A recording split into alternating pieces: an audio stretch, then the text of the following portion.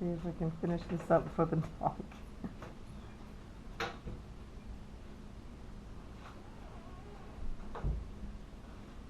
Almost, I got 2 to go.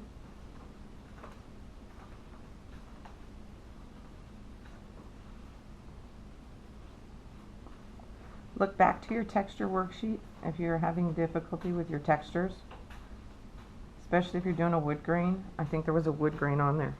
So now I've got a wooden bucket. Kind of need a handle though. And you can spend quite a bit of time coming up with these extra details. The more detailed you make it, the more believable it becomes.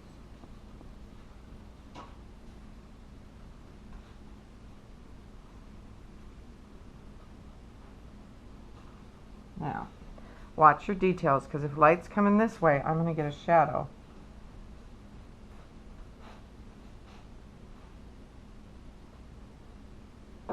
Right down on the end.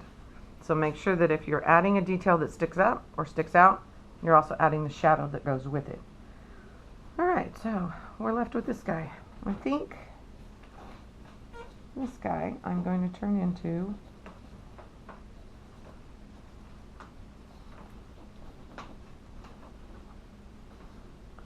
let's see, I got an eraser here. What does it say? A label fiber. That's Faber Castell. And it looks like it's got, what's it say here? Dust free. Alright. Dust free. Notice I wrote straight across here, but I had to write at a slant here. That goes back to keeping those edge lines clean and making sure your lines are parallel with the object. Again, don't flatten your object out.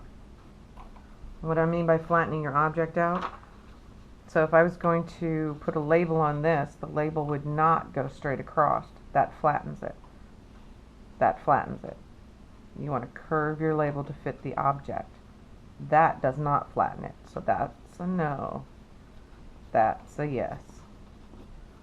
Okay, so there's your final. Here's another one.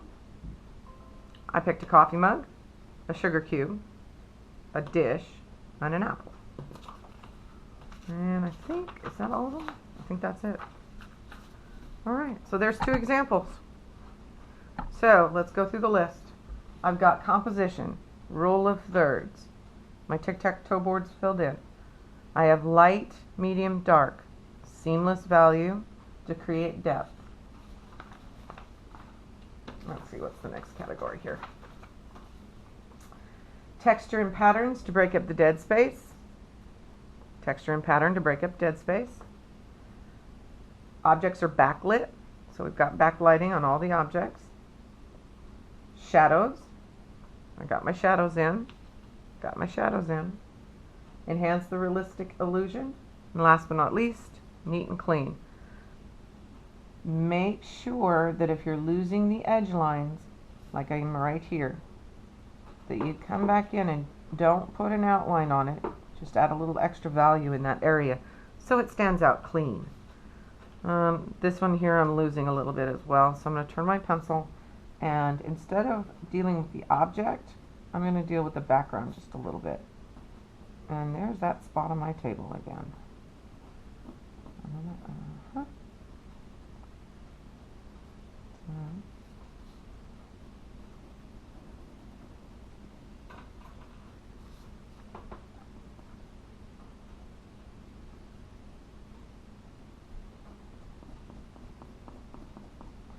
So I just put a little extra in the background there, just so it stands out cleanly. All right, finish up your realistic composition and send me a picture of it. Awesome.